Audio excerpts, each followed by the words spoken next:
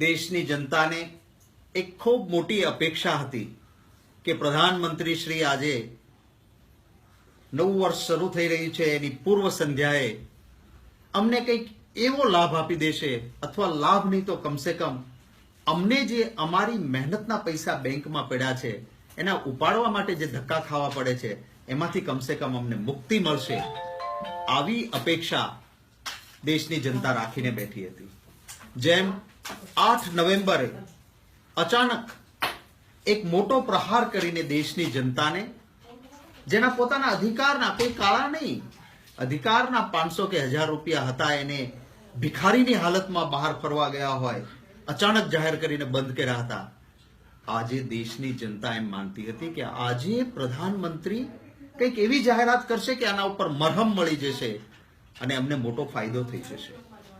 પરંતુ પ્રધાનમંત્રી શ્રીનું આજનું ભાષણ એક સંપૂર્ણ નિષ્ફળ ગયેલી વ્યક્તિ, જેણે એક તગલખી નિર્ણય કર્યો અને એમાં સંપૂર્ણ નિષ્ફળ ગયા પછી એક હતાશ માણસ જે રીતે વાત કરે એ રીતે એમણે વાત કરી. જ્યારે નોટબંધી કરી ત્યારે 3 મુદ્દા એમણે આપ્યા હતા. 29 વખત એમણે ભાષણમાં કાળા નાણાંનો ઉલ્લેખ કર્યો હતો.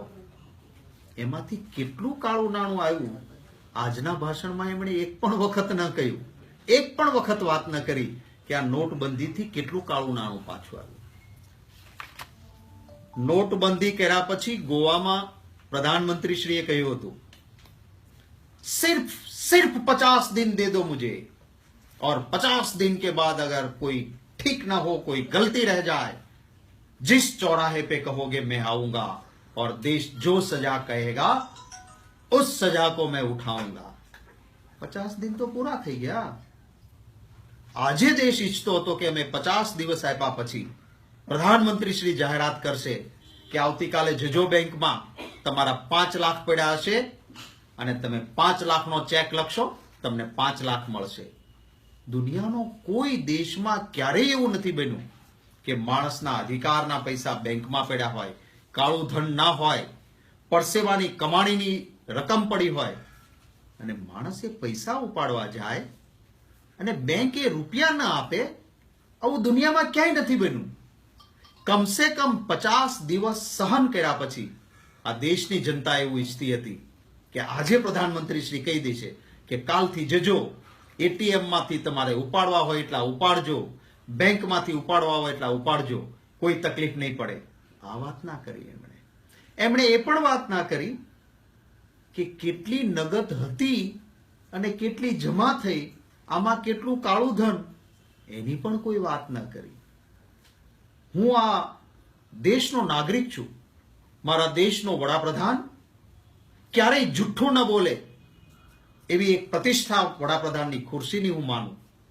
મને અત્યંત દુઃખ થયું કે આજે પ્રધાનમંત્રીશ્રીએ જુઠ્ઠાણાવાળી વાત કરી. મહિલાઓ માટે એમણે કહ્યું કે જે પ્રેગ્નેન્ટ વિમેન છે, સગર્ભા મહિલાઓ માટે હું જાહેરાત કરું છું 6000 રૂપિયાની. હવે જનની સુરક્ષામાં આ જાહેરાત ઓલરેડી થઈ ગઈ છે. જનની સુરક્ષામાં સગર્ભા મહિલાઓને 6000 ની વાત જાહેરાત થઈ ચૂકી હતી. તો આજે ખોટી વાત છે એના માટે.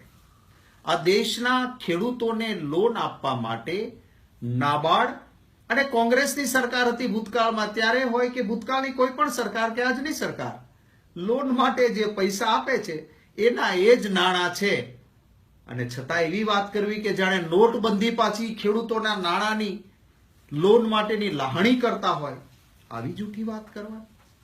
એમણે આજે બીજી વાત કરી, રૂરલ એરિયામાં હાઉસિંગ માટેના વ્યાજ દરની વાત. હવે ભાઈ, આટલા બધા નાણાં તમે બેંકમાં સલવાડી રાખો તો વ્યાજ દર તો આમાંય નીચે આવવાનો છે. આમાં તમારી જાહેરાત કઈ થઈ? ખેડૂતોને યુપીએ સરકારે નક્કી કર્યું, નાબાર્ડે નક્કી કર્યું કે સહકારી મંડળી મારફત જે ખેડૂત ધિરાણ લે એને નજીવી રકમનું જ વ્યાજ ભરવાનું થાય છે. હવે કે છે કે આ 60 દિવસના વ્યાજના પૈસા ખેડૂતોના અમે માફ કરીએ છીએ. અરે ભાઈ, ખેડૂતોને રાજકોટની ડિસ્ટ્રિક્ટ કોઓપરેટિવ બેંક 0% વ્યાજે આપે છે, ભાવનગર 1% આપે છે. હવે એમાં તમે 60 દિવસની માફીની વાત કરો, એ 60 દિવસ પણ ક્યાં કે ક્રોપની ધિરાણ 31 માર્ચ પછી ખેડૂત લેતો હોય છે અને જેવા દિવાળી નજીક પૈસા આવે એવા તરત ભરાઈ ગયેલા હોય, તો આ 60 દિવસમાં ખેડૂતનું વ્યાજ માફ શું થવાનું છે? એક વાત એમણે બીજી એવી કરી કે ખેડૂતોનું રવિનું ઉત્પાદન વધી ગયું, વાવેતર વધી ગયું, ખાતરનો ઉપયોગ વધી ગયો. મારે એમને કહેવું છે કે સાચા આંકડા આપો. ગયા વર્ષ કરતા આપણા દેશમાં આ વર્ષે ખૂબ વરસાદ સારો થયો અને જે પ્રમાણમાં વરસાદ થયો છે એની ટકાવારીના આંકડા ખૂબ ઊંચા છે. એ આંકડાના પ્રમાણમાં ખેડૂતોનું ઉત્પાદન ન થઈ શક્યું, કારણ કે ખેડૂતને જ્યારે બિયારણ જોઈતું હતું, ખેડૂતને જ્યારે મજૂરોને ચૂકવવા પૈસા જોઈતા હતા, ખેડૂતને જ્યારે નાણાંની રોકડમાં જરૂર હતી, ત્યારે તમે નોટબંધી કરીને બેઠા હતા. એટલા માટે ખેડૂતને લાભ ન થયો. આજે એક શબ્દ એ નહીં બોલ્યા કે નાનો માણસ, ખેડૂત, વિધવા બહેન, મધ્યમ વર્ગનો વ્યક્તિ, આમ આદમી લાઈનો લગાડીને ઉભો હતો. એક પણ કરોડપતિને તકલીફ ન પડી. એમણે એ વાત ન કરી કે ભાજપના નેતા પાસે 2,000ની નવી નોટોના બંડલો આવ્યા હતા ક્યાંથી.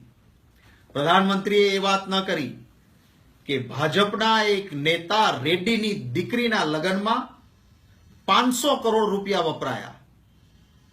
આ રોકડ રકમ જો તમે 24,000થી વધારે ઉપાડવા નહોતા દેતા, તો ભાજપના નેતાની દીકરીના લગ્નમાં આ કરોડો રૂપિયા એની પાસે આવ્યા હતા ક્યાંથી? આની વાત પ્રધાનમંત્રીએ ના કરી. સુરતનો ગરીબ વ્યક્તિએ ચાય ઉપર લગ્ન કરી લેવાના, પણ એમના સરકારમાં બેઠેલા એક મિનિસ્ટરને ત્યાં લાખો કરોડો રૂપિયાથી લગ્ન સમારંભ યોજાયો. આ નાણાં ક્યાંથી આવ્યા એની પ્રધાનમંત્રીએ વાત નહીં કરી. કેશલેસની વાત કરે છે. આ સૌથી મોટું કૌભાંડ છે. દુનિયાનો કોઈ દેશ કેશલેસ નથી, રોકડથી જ વ્યવહાર થાય. એટીએમ વાપરો, પેટીએમ વાપરો, રિલાયન્સનું જીઓ વાપરો, તમે ક્રેડિટ કાર્ડ વાપરો, ડેબિટ કાર્ડ વાપરો, આ બધાના ઉપર 2%થી લઈને 5% સુધીનો ચાર્જ એ બેંકો અને વચ્ચેની એજન્સીઓ લે છે. દુનિયાનો કોઈ પણ દેશ રોકડ વ્યવહાર બંધ એટલા માટે નથી કરતો કે માણસનો મહેનતનો પૈસો બીજે ફરે, હાથો હાથ ફરે, તો એના ઉપર 1% ન લાગવો જોઈએ. હવે મોબાઈલમાં અંગૂઠો મારીને તમે પૈસા ચૂકવી શકશો, પણ મેં આજે જ બેંકોને પૂછ્યું કે તમારું જોડાણ કરશો એમાં શું કરશો? તો કે સાહેબ અમે તો અમારો સરચાર્જ લગાડવાના 2%થી લઈને 3.5%. તો બાબા સાહેબ આંબેડકરનું નામ બદનામ ન કરો. પરસેવાની કમાણીથી કમાયેલો વ્યક્તિ તમારી ભીમ એપ્લિકેશન વાપરે અને બેંક વાળાને 2 કે 2.5% શું કામ આપે ભાઈ? એ રોકડથી શું કામ વ્યવહાર ન કરે? આની કોઈ ચોખવટ પ્રધાનમંત્રીએ આજે નથી કરી. કહ્યું હતું કે આતંકવાદ અટકી જશે, નોટો બંધ થશે. તો નોટ બંધ થયા પછી કાશ્મીરમાં 6 મોટા આતંકવાદી હુમલા થયા. મણિપુરમાં હુમલો થયો, આપણા સૈન્યના જવાનો, અર્ધલશ્કરી દળના જવાનો શહીદ થયા. આતંકવાદી મર્યો, એની પાસેથી 2,000ની નવી નોટો પકડાણી. અરે નોટ બંધ કરવાથી આતંકવાદ અટકી જતો હોય તો અમેરિકા શું મૂર્ખ છે કે બિન લાદેનને મારવા જાય? $100ની નોટો છે એ બંધ જ કરી દે ને તો આતંકવાદ બંધ થઈ જાય. આતંકવાદ નોટ બંધ કરવાથી બંધ થાય ખરો? અને આ એ પરિણામ છે કે નોટબંધી પછી આતંકવાદી પ્રવૃત્તિ ઉલટાની વધારે વધી અને આતંકવાદી પાસેથી 2,000ની નોટો મળી. નકલી નોટોનો નિકાલ થઈ જશે એમ કહ્યું હતું, પણ નકલી નોટ છે કેટલી? ભારત સરકારે આપેલા આંકડા મુજબ 0.02%, એટલે 100 રૂપિયે 2 પૈસા હતી. આ વાત કરો ને તમે. તમારા ભારત સરકારના central board of direct taxes CBDT કહ્યું કે કાળું ધન રોકડમાં માત્ર 6% છે. સૌથી મોટું તો વિદેશમાં છે. આ વિદેશમાંથી કાળું ધન લઈ આવશો એમ તમે જ કહ્યું હતું. मित्रों 100 दिन में काला धन आएगा, हर देशवासी की जेब में 15-15 लाख आ जाएंगे. 100 દિવસ નહીં, 1,000 દિવસ પૂરા થયા તમારા. વિદેશમાંથી કાળું ધન લાવ્યા ખરા, અને માત્ર 6% રોકડમાં કાળું ધન હતું. એમાંથી તમારા જ રેવન્યુ સેક્રેટરી કહે છે કે જેટલા નાણાં બજારમાં છે એ બધા જ પાછા આવી જવાના છે. તો પછી કાળું ધોળું થઈ ગયું, કાળું ધન પકડાયું ક્યાં? તો આ દેશના લોકોને લાઈનોમાં લગાડ્યા. આજે માણસ બેરોજગાર થયો છે, રોજ લોકોને છૂટા કરવામાં આવે છે. ખેડૂત છે એની મુશ્કેલી છે, કપાસ વેચો, તલ વેચા, એના પૈસા ચેકમાં માર્કેટિંગ યાર્ડમાંથી આવ્યા, બેંકમાં પડ્યા છે, એને એના મજદૂરને આપવા છે, ભાગિયાને આપવા છે, બિયારણવાળાને આપવા છે, ખાતરવાળાને આપવા છે. એ પૈસા ઉપાડી નથી શકતો ખેડૂત. એની કોઈ જાહેરાત આજે નહીં કરીને આ દેશના નિષ્ફળ પ્રધાનમંત્રીએ મોહમ્મદ તગલખ જેવો જે નિર્ણય કર્યો હતો, એ તગલખી નિર્ણયની પછી પણ 50 દિવસ પછી દેશને કોઈ ફાયદો નથી થયો. નિરાશાજનક નવા વર્ષની પૂર્વ સંધ્યાએ ઉત્સાહ અને પ્રેમની ભેટ આપવાના બદલે નિરાશાનું પાટું મારવાનું કામ દેશના પ્રધાનમંત્રીએ કર્યું છે. ઓકે.